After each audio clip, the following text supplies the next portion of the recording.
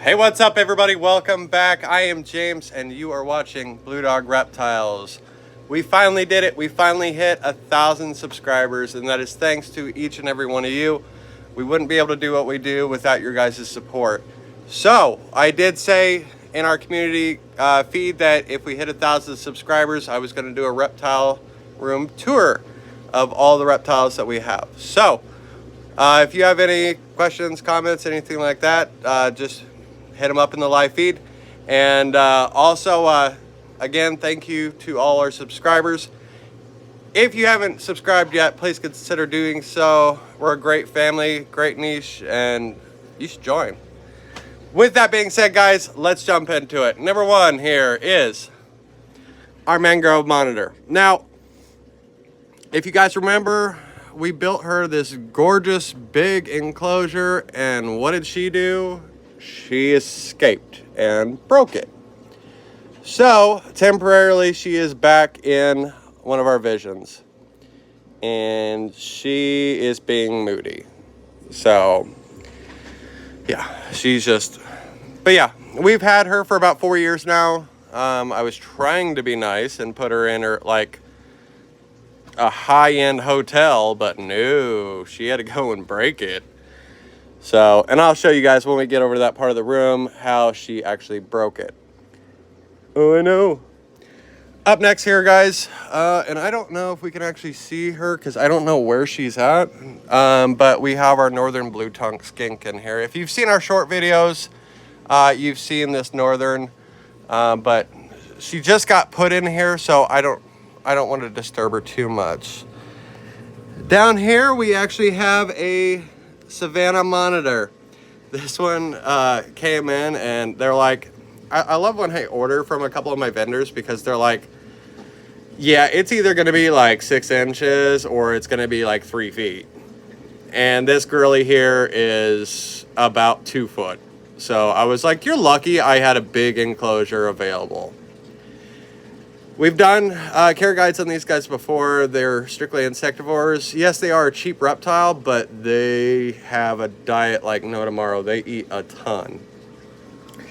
Next up on our list is our Greek tortoise, and he's sleeping. Apparently, we've come too early, and either that or he's really, really full. Greek tortoises can actually live up to 200 years, which is just absolutely insane. Next up, we do have our, I think that's, yeah, there it is. Jesus.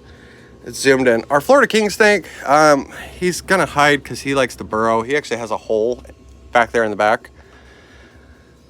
This is a Super Conda albino western hognose, who is actually in deep blue right now. So these guys are absolutely amazing. They grow like a weed, and this is a male. So if anybody is interested, here he is for you. Still one of my favorite snakes, and I'll show you one of my personal snakes in the back.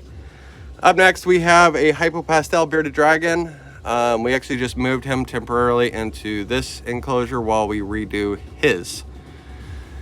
Over here we have a female cappuccino crested gecko. I don't see him, so he must be buried underneath the substrate. Weirdo. This is my absolute weirdo right here. This is a rusty black rat snake. Let's see if we can get his attention. No, he's like, no, it's too early for your shenanigans. Leave me alone. But he is a great, great eater. Next up too, we also have a fancy stripe bearded dragon. This is a juvenile, and he thinks he's a monkey. Look at him. I mean, he's just like perched up there.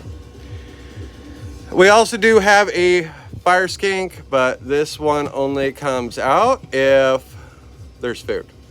It's like an earthquake when you put food in there, and like he'll just emerge out of nowhere. We have the Central American red-tailed boa. It's hiding because it's going through shed right now, but I will show you. So this is a male banana pinstripe ball python, and he thinks it's feeding time, don't you? Yeah. You're such a good boy. This is actually a snake that I've had the longest. I've actually had this snake for going on about 1.5 years. I've had it since it was a baby. And he's a little pig. Oh, there he is. This is a banana spinner blast ball python. This is a male as well. And then down here, we have, I don't know if you could see him. It's a golden hognose. They come from Madagascar, and they're actually a rarer type of hognose. So, and look, for Black Friday, we have it on sale. Down there, there's nobody because that animal actually sold yesterday. So this right here was the Mangrove's new setup. I mean, what more could you ask for? It had water feature, it had live plants, it had fog, it had everything. And then up here, we had all the lights hidden so that it looked beautiful and all that. And what's she go and do? She rips a hole through the screen and squeezes her big butt out. Thankfully, we were able to catch her and notice that she was missing. Well, she wasn't missing. She was just up here. But we actually have a video somewhere of when she was a baby. She actually climbed out of a hole that big and was missing for like 4 months. We eventually found her, and she was fat and happy. Next up, this snake, so this is a Super Russo Blue-Eyed Lucy. We have actually had this snake for 6 months and had multiple issues with this snake. That is because this leucistic snakes can sometimes deal with bloat issues when they are babies. They typically grow out of it, but it is awful. So essentially their cloaca doesn't fully close, or is not as tight. I guess I'm trying to keep it as PG as possible, but essentially when you soak the snake, it will absorb all that water, and then it looks like it's really, really fat. And then when it pushes all that water back out, then it looks like a bag of bones. So it's taken time. She actually just got moved on the floor today. She finally got cleared, and she looks so much better. So I'm very, very happy with how she is. Down here, we have our California king snake that is back there, which is weird because normally she's all over the place. Another snake that we just moved out today, this is a leopard spotted het clown krypton ball python who is going through deep shed right now. So it is not in the mood. It actually was in a drawer in quarantine, and I decided to move it out so that it could have an easier time shedding. And it was outgrowing the bin as well, so, and we finally had room on the floor for it, so I was very happy to move it out. Next up is, if I get the camera to turn around for me, oh, let's see if we could see it. This snake moves. Oh, there he is. This is a salmon Colombian red-tail boa. Absolutely gorgeous, has that pink tint through it.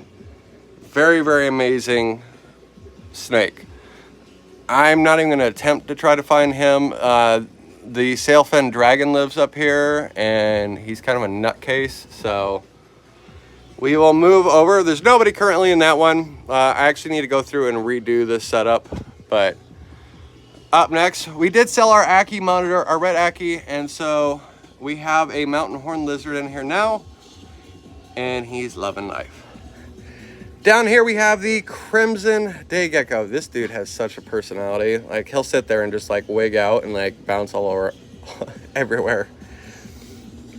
Over here is a red striped gargoyle, which again is probably hiding. See, I build my enclosures too well where you just can't see them.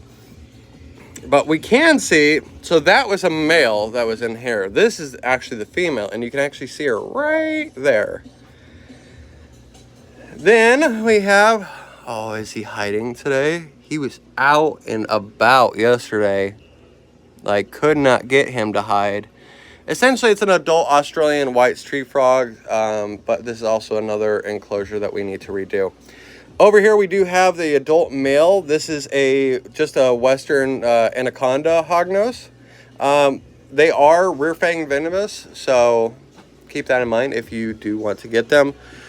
Next up is the Leachianus, which I need to find her, or find him. Oh, there he is. Blends in really well. He's right there on the branch. Then we have the Erotis dart frogs. These are the green and blacks. There's actually 2 of them in here, and they are adults. Then we move over to the albino leopard gecko. We're not going to see him because he's down there. This is actually a curious one because this is actually a giant Haitian gallywasp. Have you ever heard of a gallywasp before? Up until we got him, I hadn't, but he's a goofball. They're actually a fossorial lizard, so they like to spend all their time underground. Down here we have the Honduran tangerine milk snake, which actually just got moved to this new enclosure because we had it with a skull. Like, there was a skull in there, and it just always hid in the skull, so you never saw it. Next up we have the crested toad. You can see him there in the corner, the left hand corner. Man, he has gotten so big, and I actually need to rehouse him soon as well. Over here we did have a baby gargoyle come in, but as you can see, he's not really a baby anymore. He has grown up so much.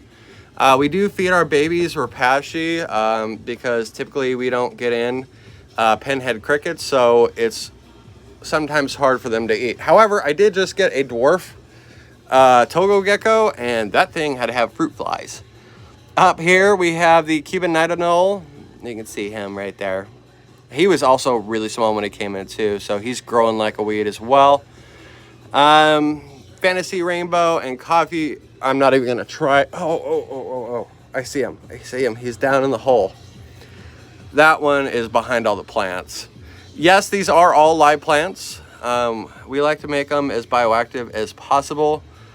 In here we have the blue-eyed snowflake tree frogs, but they do not look like they are visible.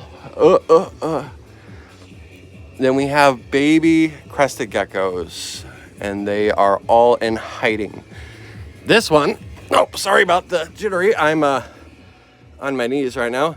This is actually a motley stripe sunglow corn snake, and it kind of actually gave us a scare the other day because we thought it had gotten out, but no, it was just burrowed in. It's going through shed. Next up, green Pac-Man, again buried. Oh, there's the tail of the juvenile flame Dalmatian crested gecko, and that enclosure right there is empty. We used to have all of our frogs over here, but we are actually selling off these enclosures to make room for something else. Stay tuned for that. So that is a lot of the animals that are on the floor. We do have a big panther chameleon. This is an ambelope. Let's see where he is at. Oh, there he is. You see him? He's hiding. It's morning, so he's still waking up. But normally he'll come up here and he'll perch and he'll move all around. That enclosure is currently empty, but now let's take you to the animals that are behind the scenes. Animals that we don't showcase too often because they're still babies. This is a recently shed snake. Everybody's going through shed. This is a high white pied ball python. Okay. I'll leave you be. I'll tell you what, with these snake drawers, like, they're handy, but man, I clean them so much. This is a female orange dream ball python, also just a juvenile. No, I do not have food for you right now. You calm down. You calm your sassiness down. And if you wonder where you could get a great snake rack, check out Vision Cages. They're absolutely amazing. This is where the blue-eyed Lucy was. This is a banana kingpin ball python. This little guy actually had us worried for a while because he refused to eat and just was not doing his thing.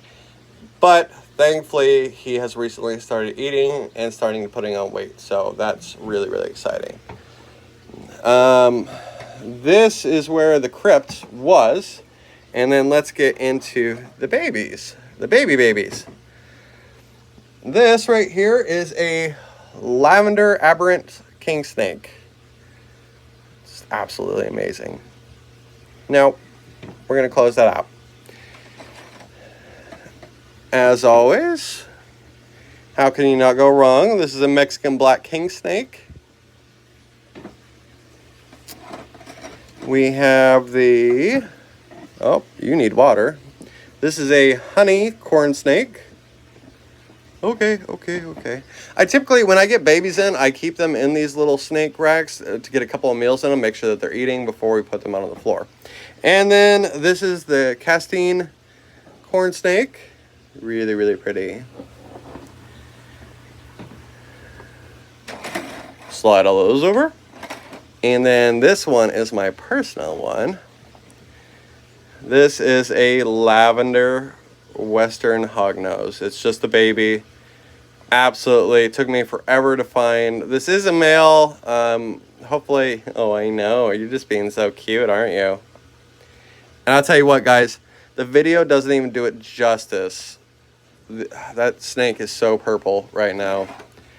And then the last animals that we have currently, because we do have more coming, is none other than our crocodile skinks. Now we used to breed panther chameleons, but that is so time consuming and so expensive, and it takes up so much space.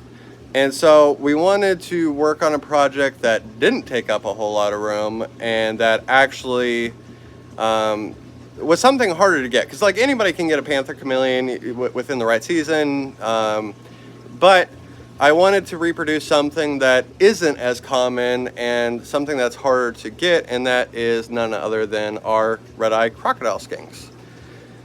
Scott is actually doing maintenance on their tank right now, and I'm sure they are all hidden because they are nocturnal.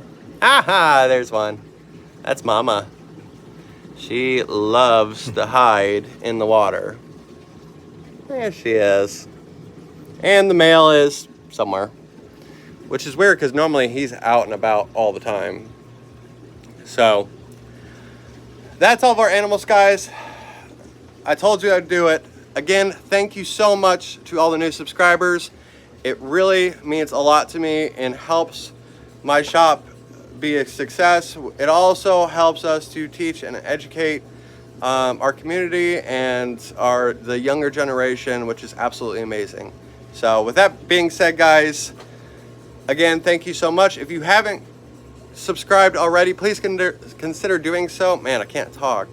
And I do apologize again about not putting out a video yesterday, but with it being Black Friday, I was running around the store. I didn't have time to put out a video.